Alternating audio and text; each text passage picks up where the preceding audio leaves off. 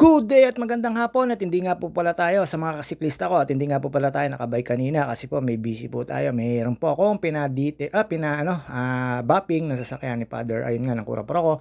At ito nga po, ay labas ko na po yung bike ko. Siyempre, alam nyo naman po, papawis lang po tayo.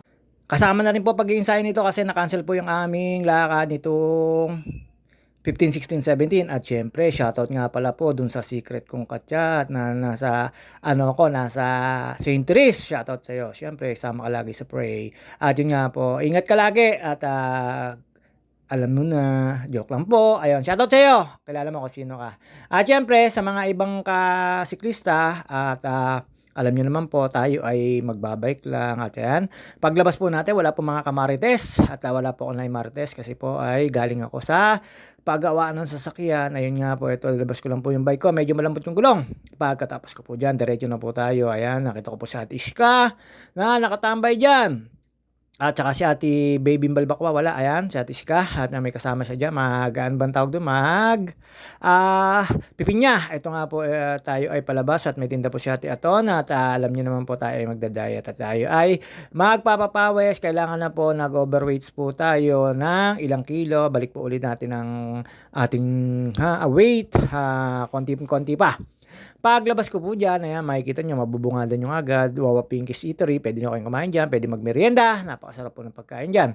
At kay Ate Aton, masarap din po yung pagkain doon at yung mga merienda doon. Ito, lampas lang po tayo sa Abu Motor Shop. Sa mga gusto po anong tawag dito, magpagawa, ayan, sa harap po ng Villamilla, lampas lang po tayo dyan. Open lagi po. At saka si Jaime Rambo Reyes, shoutout sa iyo at kay Ate Leia, belated anniversary ba yun? Basta yun. Sa mga anak mo, shoutout sa inyo. At si Ate Leia, Jaime Reyes, shoutout sa inyo. Nakasalubong ko, ayun, nakita niyo pong kumaway. At syempre, ito, palabas na po tayo. At papawis lang po tayo. Pero dito po, makulimlim po. Pero pagdating po doon sa UPLB, medyo mainit. Ayun nga po. At sana makasama ko na yung lagi kong kausap. Inantay ko lang naman kung kailan. At syempre, kilala mo kung sino ka. Hindi, joke lang po yun. Nagpapatawa lang po tayo. Ayun nga po. Wala po tayo na imarites, kaya po tayo nagbike at syempre hindi po tayo nakapagano kanina. At kay Bisanchino na nakita si Maratoni ng 90.7 kanina, ay swerte mo. Hindi ka lang napapicture. At sana naka all 360. Ayan, nakita ko po yung aking marites na kaate. Akala ko anong bit-bit, yung pala kahon lang.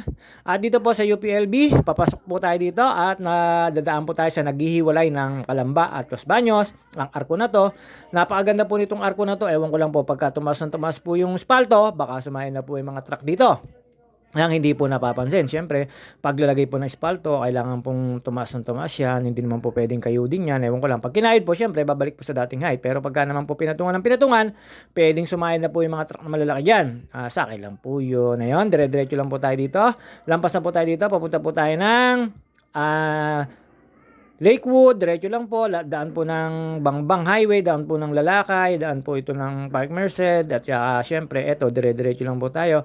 Medyo kulimlim pa po dyan, kaya sarap pumidal, pero tayo, dating po doon sa may tawag dito, munisipyo ng Los Baños, tayo'y kakanan. Ito, Camp Eldridge na to. Nakita nyo naman po ang GT. Siyempre, masaya tayo. Lalo dun sa kachat ko na nasa St. Therese ako. Alam nyo na, JT, feeling. Hindi, joke lang po yun. Pero ayan, sa mga magpapa-shoutout, eto na po tayo ngayon. Sa mga kasiklista ko at sa mga admin na nag-a-approve sa akin. Lalo yung mga lagi kong pinag-sharean. Shoutout po sa inyo. Maraming salamat. Ayan, paglampas po dyan, ay lalakay na. At yun nga po, ito, dire-diretso lang po tayo. Wala po tayong lakad ngayon. Wala po tayong luwas. At syempre, yung ating pinagdadrive ay meron po lakad.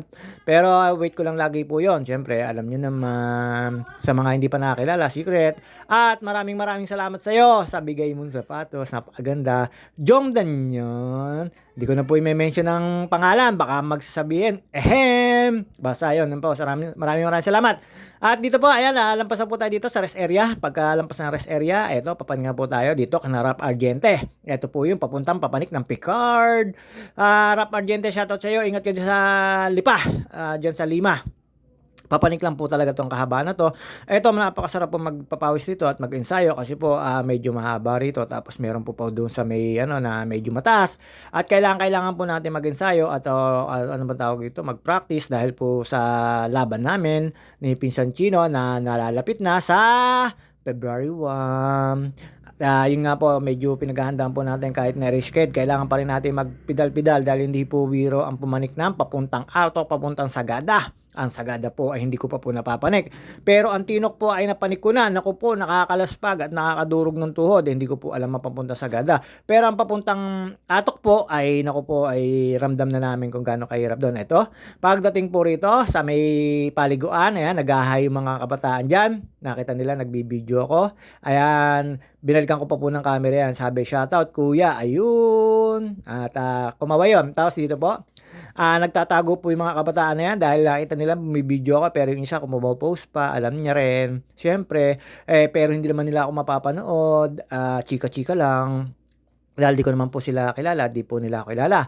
Sa lahat po nanonood sa akin at na sumusuporta, yung mga silensyong nanonood dyan at napapatawa ko at hindi ko napapatawa at naboboring ko. Shoutout sa inyo. Ayan, nadaanan ko pa yung mga estudyante na yan. May kumaway po dyan, tapos meron pong tumago. Ayan pa, sila ate. Pero dito, dire-diretso lang po tayo. Alam nyo naman po ang JT at dito po, hindi po tayo dadaan sa St. Therese pagkagarating po ng UPLB. Pero pumalik muna po tayo ng forestry. Sa forestry, umikot po tayo doon sa administration building. Alam nyo na, kailangan natin po dumaan at hindi dadaan sa St. Therese. At yun nga po, alam naman natin na pagdating doon, uunahin ang nasa taas. Pero yan, puno po yung mga nasa taas dyan. Hindi nyo po makikita dyan si Papa Jesus. Alam nyo naman po, ayan, dire-diretso po yan. Hindi na po ako nagalis ng camera dyan dahil wala naman po akong nakakasalubong na susundan na sasakyan. Lahat po sila umovertake lalo po nito sa Mexico. Medyo mahirap po ito, napakahaba po nito, nakakaano po ito ng tuhod talaga. Sa mga nakakadaan po rito, alam po yan mga yan. Siyempre, eto, ensayuhan ko po talaga to. Talaga namang papawis ka dito. Talaga namang dito pala pag nakadalawang ahong ka po rito, medyo malalay-lalay na sa tuhod. Pero sa mga siklista, hinahanap po talaga yan ng mga siklista. Yung mangalay yung tuhod, yung mangalay yung mga binte, yung hapuin ka sa pagpanik, yung hapuin ka sa pagpipidal. Yung po kasi yung hinahanap-hanap na po ng katawan namin ng mga siklista. Sa mga hindi po siklista, hindi nyo po kami mauunawaan.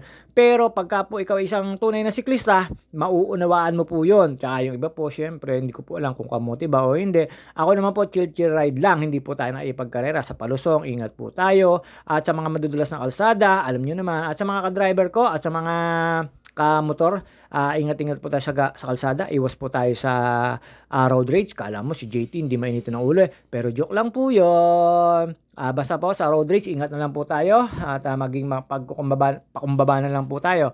Ito po yung last na ahon. Ayan, nakita nyo po. Pinakita ko pa, pinalex ko pa po yung pagpedal ko. Talaga naman 1-2 lang po kasi napakahirap pong pedalan niya. Medyo paahon na po yan. At after po makaahon, dito na po tayo sa may Jamboree.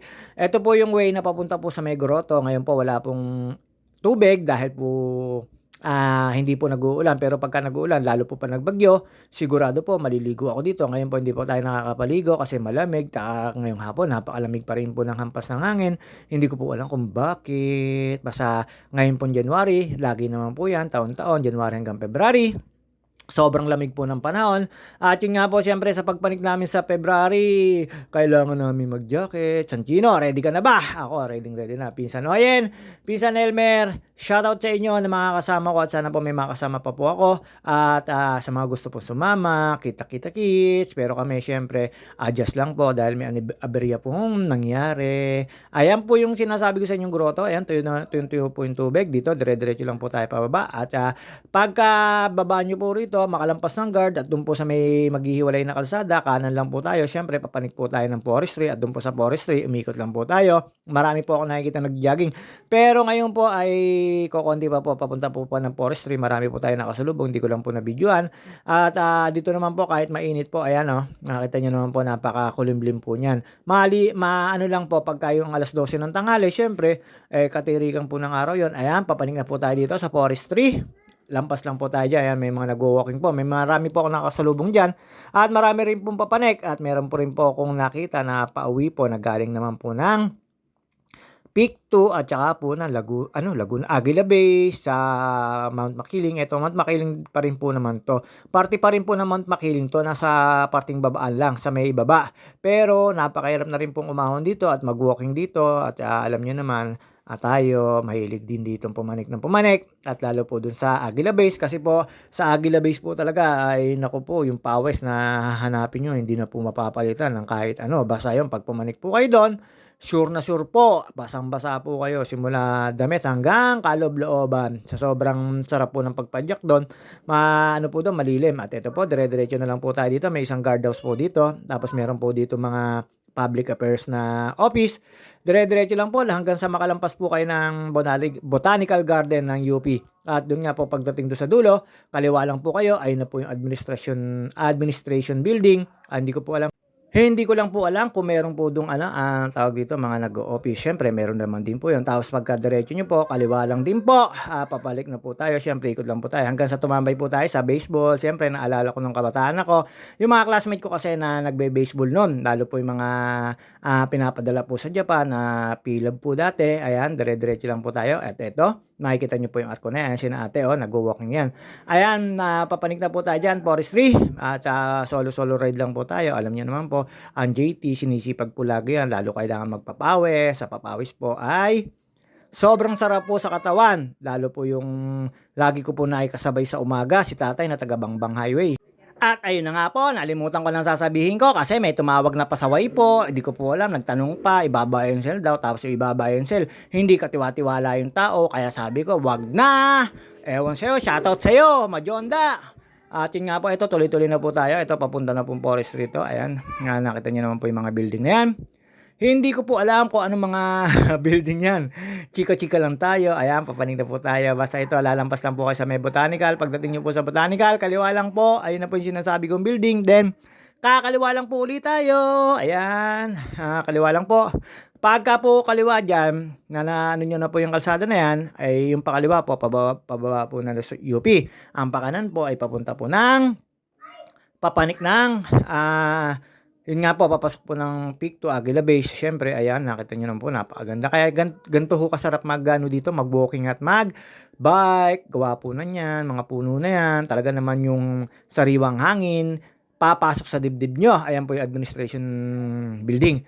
At ibubugan nyo na wala pong toxic. Ayun nga po, ito, pakaliwa po tayo. At may nakita po mga estudyante dyan. Pababa naman po, galing daw sila ng Peak to hindi pala P pala yun. Ayan, ang mga estudyante yan. At nagwe-waste pa sila. Sabi ko, dito ang daan. Pwede naman, dire-diretso. Doon na raw sila dadaan para raw maiba naman.